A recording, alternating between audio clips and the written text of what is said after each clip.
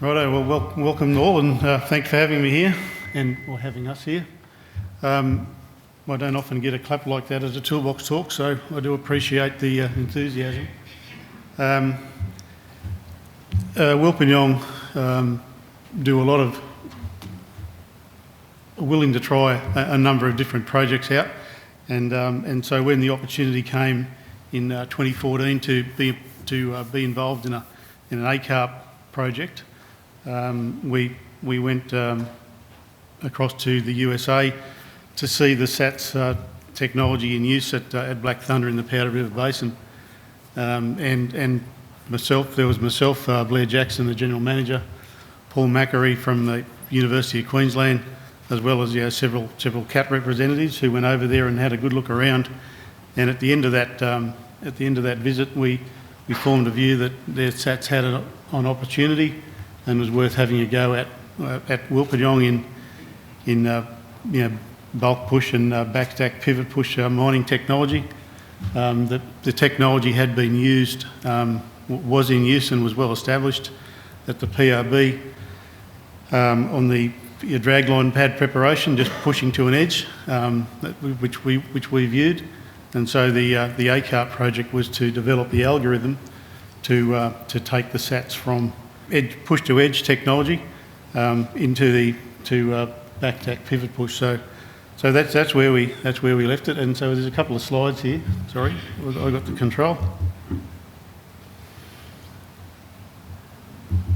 There's a slide here that shows the mining techniques. The top slide is the push to edge technology that was quite well developed by Caterpillar, and the bottom diagram there is the pivot push backstack technique that is commonly used for low cost bulk dozing, and that we used at Wilpinjong, and we want the system to replicate what we did and optimise the performance and hence reduce the cost of our dozer push.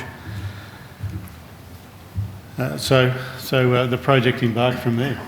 So yeah, I was just going to talk briefly about the push to edge versus the backstack. So SATS, as Pete said, was initially used in the US to push down, in front of your dragline spoils. So we have taken that a step further. So we still do the push to edge where we fill the void, and then we continue to to maximise the dozer push by being able to backstack up. So that's basically the two methods. So this is just a typical setup that we usually use. So what you've got, or what I wanted to talk to you guys just briefly about was that we've got an avoidance zone where we run the SATS dozers in. So that's shown by that red outline that everyone can see. And that's a fence in, so that keeps the SATS dozers within the SATS dozer work area. Then we've got the yellow fence, so that's a fence out, so that keeps all other mobile plant out of the SATS avoidance zone where the SATS dozers work. Then we've got the orange area, if you can see, that's where we've got our command centre. And then the blue area is where we park the dozers for refuelling and servicing. You'll see adjacent, just on the right-hand side, we've got manned dozer push, and then we've got a load and haul fleet. So that's a typical setup that you'd see. I'll just quickly go through a couple of other things. So this is a typical setup that you'd see around where we park the dozers, and we've got our command centre. So we just have hats and signage and buns just to show that it's that the area, it's like a restricted work area. And then inside the command centre, this is what the control station looks like. So the controls are very similar to what you would see inside a D11, for those who have seen inside one. I guess most of you have.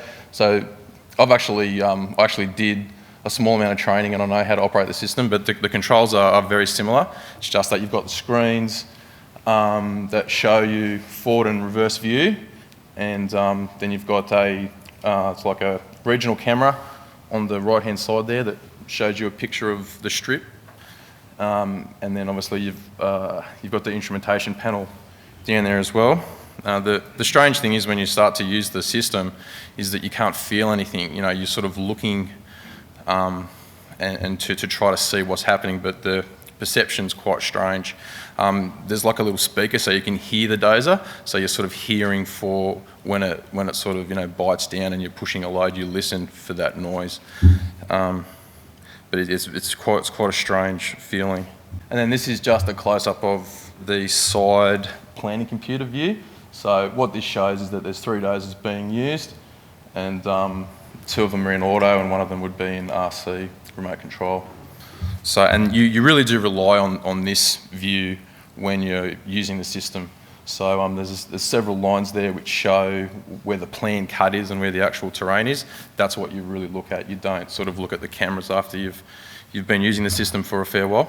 And this is just a picture that just shows typical setup. We sort of run the dozers as a group, and as a group of 3, 2, 4 depending, and they just move along the strip. So when Peabody and Cat sat down after our PRB visit, we recognised that a well-developed communication consultative process would be necessary to introduce this technology into the New South Wales coal sector. It had never been used in Australia before, so we were going to be the first in the country. So we sat down and brainstormed who we needed to talk to, and obviously the first group of people to talk to would be the regulator, and introduce them to the technology, and ask them to, you know, if they had any questions, concerns that we could then address in subsequent risk assessments. So we organised we had the good fortune of having a guy called Alan Miskin, who was in a senior safety role within Peabody at the time, and Alan was very, very good at fleshing out or teasing out the requirements of the Australian standards, working with autonomous equipment, automated equipment, looking at the work health and safety legislation, looking at our coal legislation to ensure that we had all our bases covered as best we could to bring this technology into New South Wales. So once we'd nutted that out, we actually organised a meeting with a regulator in Maitland, invited a number of people to attend, and we sat down and presented the technology and our implementation plan to the regulator. And as you'd expect, there were a number of questions raised, and so we took those questions on notice and ensured they were addressed in our subsequent risk assessment, which occurred about 2 weeks later. The risk assessment itself, once again, we wanted to be completely open and honest with everybody in the industry, and we invited not only the regulator but the industry, the safety and health rep, a number of site-based personnel, from operators to dozer technicians to fitters to specialists on site. Attending that risk assessment, we had a number of Peabody experts that came from their technical centre who had developed the technology, and they were briefed with the requirement to be open and honest and explain the safety integrity levels, the functional safety design work they'd done in developing this technology. And so the risk assessment occurred, and it ran over a day or two, and there were about 179 light items addressed, and that was the introduction of one single machine, and it was from when it got off the float at Wilpinjong to when it eventually went to work in RC mode. The other part of the puzzle was that the dozer was equipped with a data logging and a LiDAR camera. And so for the first month or two of its time on site, it was used in manual configuration with an operator in the cab, but it was recording all the data all the operator, the human input to that machine, and mapping that against a visual screen to help ACARP and UQ develop the algorithm. This is pretty much our schedule, and so it was quite involved from early September the 15th, we had the meeting in Maitland. We then moved to the site risk assessment, and then we got the dozer on site in October, which was SATS enabled, but it was fully isolated. And then the UQ data collection activity was through November through to December, and then we got the control centre on site, which means we could start to develop the semi-autonomous component. And then by April, we reconvened a meeting with those people who were interested to close out all the actions, to close the loop on the action risk assessment and all the actions that have been derived from that risk assessment. And so, from the initial visit early February 2015 to the Powder River Basin to April 2016, it's quite a journey to get that process up and running and comfortable that we were in a position to use it. Once again, in April, we did the push to edge commissioning, which was the general technique that was already well established, and then we started doing the pivot push commissioning in June, and then late June, early July, we actually went into SATS operation with that one machine, once again working in an isolated area, and working alone under very, very close controls. One of the learnings is that without the support of these subject matter experts, success is more difficult. So certainly the level of expertise and the information provided by Caterpillar, and this is from some of the very senior levels in the business, was very high, and we just wanted to be sure that if a system failed, the machine wouldn't do something unexpected, and that it would fail to safe, and so there must have been 50 or 60 individual risk assessments done on various testing processes to commission the machine and confirm that the fail to safe and functional safety was present and would work. To be said before, in reviewing the operational risk, relevant codes of practice, Australian standards, were all identified, and from that a number of actions were identified, and those actions were closed out before the system was put to work. A huge amount of engagement with the teams on site, with all crews, as to what they had to do, and if they were working in the area, and also what people who weren't assigned to SATS would have to do to stay out of the area. So we certainly didn't want any person entering into an avoidance zone that didn't know they were there or weren't permitted to be there. That's some of the information I spoke about earlier. All the people involved. We scoped out the initial risk assessment, and as I said, there are 176 line items considered. The operating procedures were all developed with assistance from the OEM using a job step analysis. So we started with JSAs and made sure they were effective and worked before we wrote them into procedures, into what we call task guidelines on site. All those were done with the operators that we had selected to be involved in SATS, and those operators were people that wanted to be there. And as you can imagine, there was some people weren't keen to be involved in a technology that may result in the reduction of hands.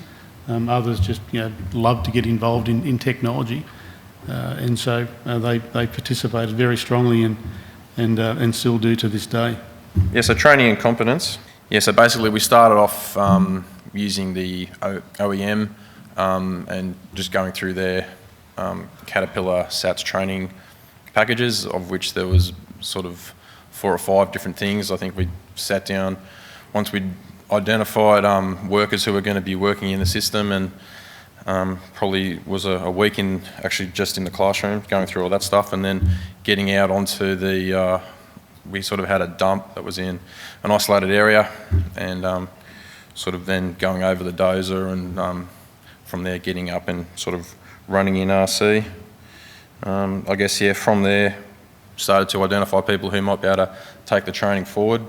So as Peter said, people who had already, pretty strong on the dozer push side of things, competent in that, and sort of you have to look for people who don't have to be experts in operating these type of systems or really computers, but what we found over the time was that I don't want to be, like an ageist, but younger guys, who sort of bit more tech savvy with, like a mobile phone. Those guys have definitely proven to be a bit more successful, as opposed to some of the older guys, which I'd include myself. I wasn't, great at it or anything, but yeah, we found that guys in their sort of late 20s definitely picked up on the tech side of things.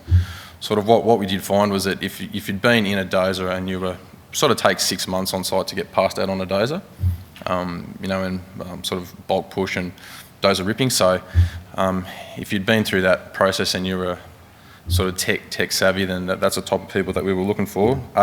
To take the training forward from the CAT systems, and then also to take our own our safe work procedures, sort of and train those people, same way that we looked at the operators.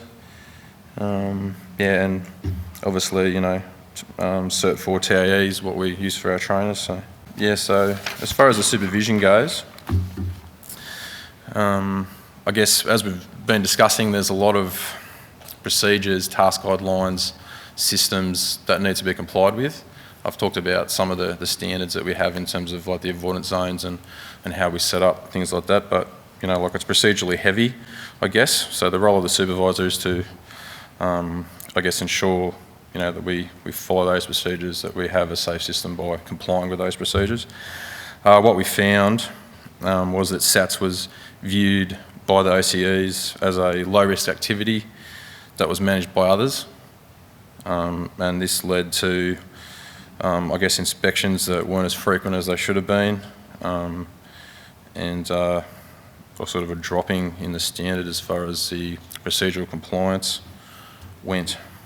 Yeah, so in 2017, we sort of went from one dozer working in isolation to ramping up to 4 dozers, sort of working as part of the general operation, I suppose. So this did involve converting 3 of our D11Ts to SATS-enabled dozers. That gave us a total of 4. As I said, we generally run 3 dozers in the work area. If conditions are really good, we can run 4, but it's generally 3, and there's always work for another dozer that's manned, so whether it's pushing down open edges, creating bunds on open edges, or we also, there's also a need to have a digger throwing back dirt as well. So we sort of run, 5 machines with two to 3 people. So this expansion happened over about a 6-month period. So we sort of did the change management and risk assessments in June 17, and then started converting our next dozer in September, and then by the end of March the following year we'd converted to 4. And I guess during that time, I suppose, the complexity of the operation had increased a fair bit, and one of the reasons was that we just had been used to having sort of manned dozers working, and we've always got a digger, as you saw on the photo, that's sort of working adjacent to the dozer push. So if you've got manned dozers, you can sort of get them in and out quite quickly. If you've got a SATS area, you need to sort of define that and have it stay there for a week or so while the dozers bring the dirt down. So that's one thing, that complicated things. So we still had to deliver the mine plan, but with SATS working in with that, and we also had to train a whole bunch more people to operate the system, and that was pretty much at all levels. So it was operating SATS, being able to work within the avoidance zone to do those manual jobs, and then also on the tech side, so your engineers and all of the tech support people that we have. So part of the expansion as well was as I said, we did a risk assessment, and we looked at the procedures. we basically did a change management process where we looked at the operation as a whole and what we thought we would encounter as we went forward. So as far as the maintenance and all the operational system procedures goes, we revised those. But the procedures relating to, I guess, manned equipment working inside the avoidance zone were definitely reviewed. But at the time we decided not to change them. We thought that they were fit for purpose, and we thought that the controls were effective and they weren't changed. So we adopted the same controls that we'd already had when we had one dozer. So this, I guess, the learning there is the potential risk of the hazard was underestimated. So erosion factors, just the typical ones that you generally see. As I said, there's a lot of procedures that we use from, there's a lot of system procedures that CAT has, but there's a lot of procedures that we have. I think there's a procedure, and then we've got 5 other task guidelines, we call them, that you need to comply with. So as time went on, I guess everyone on site felt comfortable, and I guess compliance to those procedures started to erode. Ensuring that the supervisors are maintaining those standards, same thing. So again, the supervisors felt that it was a low risk and it was being managed by other people. Ensuring that workers are trained and competent. Ensuring that your critical controls are maintained. Development of complementary supportive technology. So CAT, in their AHS system, they have a proximity awareness system that they use to manage manned to autonomous interaction. So I'm definitely not an expert on it. I haven't worked in this system, but as far as I understand, if they have a light vehicle that needs to work in the autonomous zone, they have this PA system. But we hadn't seen that in SATs. It hasn't been trialled in SATs, or it hadn't been in the past anyway, and it wasn't sort of an option that we were aware of. So I guess the key learning there is that if you're working within one of these systems, you need to talk to your OEM and actually got to work together to discuss any possible new things that could come in to help you control your risks. Because I'd say every 6 to 12 months we get an update of the software. So sometimes that's an update that is just in the background, but sometimes it's an interface change where it'll change the way that you operate the system. But one thing's for sure is that these systems are continually changing. You're just playing catch up the whole time to try to keep up. And I guess the question there about the information sharing between the OEM development teams. So I think there's a SATS team and then there's an AHS team, and but I guess the good thing is that they did sit down and talk to each other, and then they did help us develop the PA system for our site, which we're now using. Just briefly, this is a picture from the MindStar system, which is the CAT system. So what we did is we installed a proximity awareness system on our manned digger. So that's EX1014, you can see there, and it's just got a single GPS point at the centre of the digger. So, and the other diagram there, the square-looking one, that's a SATS dozer. So, so how it works is the yellow bounding region is an alarm, 25 metres, basically 25 metres from the cab, and then the red line or bounding region is it's where if a SATS dozer approaches that, it'll perform a stop, so a proximity stop. So that's the system that we use now. So if we need to put a manned digger inside our avoidance zone, we've got this system. So that's an image taken from the trial that we ran back in August. So I suppose one thing that is very, very important when you're introducing technology is to make sure that the OEM or the person who's promoting the technology is a true partner. So you understand what the risks and rewards are, and you share those risks and rewards. The mine themselves are implementing your system, which is would be to the commercial advantage of the OEM, and so there needs to be some acknowledgement of some of the costs associated with that implementation through your partnership. One thing, problems problem shared is a problem solved, and if that might come down to the level of technology or the level of network support you have to any number of minor faults along the way, either in the systems you develop, the procedures you developed, or the Caterpillar process itself. So 24/7 technical support. Our operators spent a lot of time on the phone, calling the help desk, the Caterpillar help desk, to try and identify problems and solve problems out there in the field, and so that support is absolutely critical to getting the system reliable and hence successful, and then ongoing technical support for your site personnel. I suppose in summary, some of the lessons learned, you need to identify and engage with all your key stakeholders, and that, as I said, our process was well over 12 months in doing that, and so I think anyone who's going to implement new technology, particularly on a larger scale than we have, needs to give it the time to mature. Clearly define your goals and your outcomes. Know what good looks like. Know what you're chasing. Know what success is. Agree your KPIs and milestones along the way, so that you're holding yourself to account. You work as a dedicated development team.